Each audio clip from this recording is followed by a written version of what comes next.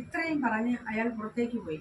ക്ലാസ്സിൽ പഠിപ്പിച്ചുകൊണ്ടിരുന്ന ടീച്ചർ സന്ധ്യയോട് പറഞ്ഞു, മോളെ, നീ സൂക്ഷിക്കണം, വിനയൻ സാർ അല്പം വിശകാണ്. ഇത് കേട്ടപ്പോൾ അവൾക്ക് ഭയം തോന്നി. എങ്കിലും പോകാതിരിക്കാൻ പറ്റില്ല. രാജേട്ടന്റെ വിവരം വല്ലതും പറയാനായിരിക്കും. സ്കൂൾ വിട്ടതും അവൾ ഓഫീസ് റൂമിലേക്ക് പോയി. വാതുക്കൾ എത്തിയപ്പോൾ തന്നെ അവൾ കണ്ടു, അയാൾ താടിക്ക് കൈയും കൊടുത്ത് മേശക്കരിയിൽ ഇരിക്കുകയാണ്.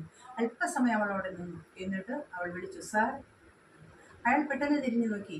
ആ, സന്ധ്യ വന്നു. അയാൾ എഴുന്നേറ്റ് സന്ധ്യയുടെ അരികിലേക്ക് വന്നു. വാതിക്കലെത്തിയപ്പോൾ അവൾ ചോദിച്ചു, സാറിനെന്തറിയണം, എന്നോടു ചോദിച്ചിട്ട് പെട്ടെന്നോ പറയണം, സമയം ഏറെയായി.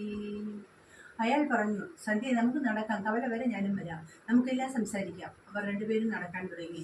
സന്ധ്യയുടെ നടത്തയ്ക്ക് സ്പീഡ് കൂടിയപ്പോൾ അയാൾ പറഞ്ഞു, സന്ധ്യ, ഒന്ന് നിൽക്കൂ.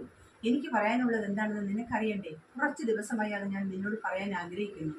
എപ്പോഴും രാജൻ കൂടെ ഉള്ളത് കൊണ്ട് അത് പറയാൻ പറ്റിയില്ല. അതുകൊണ്ടാണ് ഞാൻ രാജനൊരു ജോലി വാങ്ങിക്കൊടുത്ത് എത്രയും പെട്ടെന്ന് പാരീസിലേക്ക് അയച്ചത്. എനിക്ക് നിന്നെ ഇഷ്ടമാണ്, ഒത്തിരി ഒത്തിരി ഇഷ്ടമാണ്. ഞാൻ നിന്നെ വിവാഹം കഴിക്കാൻ ആഗ്രഹിക്കുന്നു. എൻ്റെ അമ്മയോട് ഞാൻ ഈ വിവരം പറഞ്ഞിട്ടുണ്ട്. സന്ധ്യ ഇനി ആലോചിച്ച് തീരുമാനം അറിയിച്ചാൽ മതി. സാർ, അങ്ങൊരു അധ്യാപകനല്ലേ, കുട്ടികളോട് ഇങ്ങനെയൊക്കെ സംസാരിക്കാൻ അങ്ങേക്ക് നാണമില്ലേ? എൻ്റെ വിവാഹം ഉറപ്പിച്ചതാണ്. രാജേട്ടനുമായുള്ള എൻ്റെ കല്യാണം രാജേട്ടൻ വന്നാൽ ഉടൻ തന്നെ അത് നടക്കും. കല്യാണം കഴിഞ്ഞാൽ എന്നെയും രാജേട്ടൻ കൊണ്ടുപോകും. അതുകൊണ്ട് സാർ ദയവായി എന്നെ ശല്യം ചെയ്യരുത്. ഇത്രയും പറഞ്ഞ് അവൾ വീട്ടിലേക്ക് ഓടിപ്പോയി.